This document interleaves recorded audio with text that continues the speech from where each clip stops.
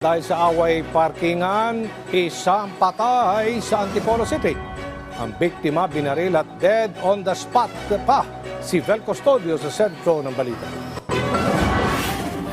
Kuha sa CCTV footage ang dalawang lalaking nagiinuman sa labas ng isang sari-sari store sa barangay Kupang, Antipolo City, Rizal pasado alas 3 ng hapon nitong Sabado. Mapapansin na tila may kausap ang lalaking nakaasul na short sa labas ng pwesto ng kanilang inuman. Maya-maya, tumayo na ang kainuman niyang nakaitim na shirt at tila re-restback na sa kasagutan ng kasama niya.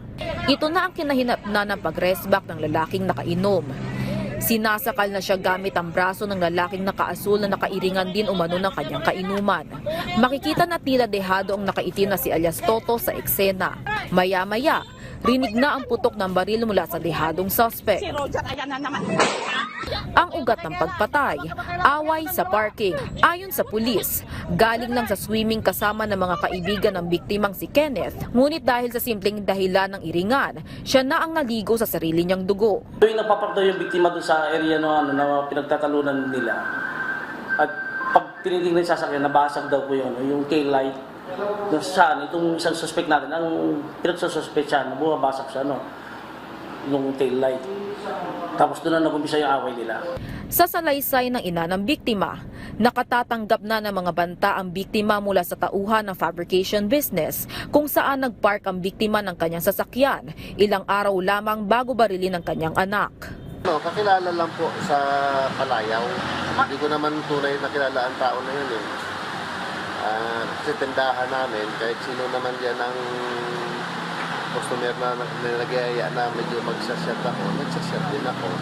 Sa sumunod na paghaharap ng suspect at biktima, dito na nauwi sa pamamarilang initan sa parking. Dead on the spot ang biktima dahil sa 3 tama ng bala sa kanyang ulo at sa likod.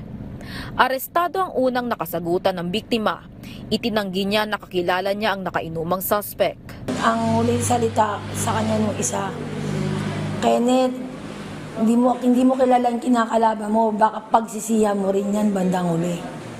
Depensa niya, Tapos dumating itong biktima na may dala sa sakyan, sisigawan sila. Inaawat ko. Hindi ko naman alam na may dati para silang alitan. Ako, nag-aawat lang. habang agad namang tumakas ang bumaril sa biktima. Sa backtracking ng CCTV, huling namataan ang sasakyan ng suspect na si alias Toto sa Olalia Road at Cogeo Avenue sa Antipolo. Patuloy pang tinutugis ng mga otoridad ng 45 taong suspect. Naging emosyonal naman ang ina ng 20 anyos na biktima na kasalukuyan ng nakaburol.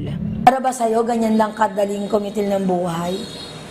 Yan na lang, wala ka bang anak, wala ka bang pamilya? Hindi ka ba natatakot na yung ginawa mo sa anak ko? Higit pa sa balik na mangyari sa'yo. Sana ilagay niya yung sarili niya sa nararamdaman ko ngayon dahil ako nanay. Yung anak ko, ako nagbigay ng buhay sa anak ko. Pero kahapon, sa kamay ko rin namatay yung anak ko, yung huling niya. Hininga niya sa kamay ko rin ang galing. Haharapin ng suspect ang reklamong murder. Vel Custodio para sa Pambansang TV sa Bagong Pilipinas.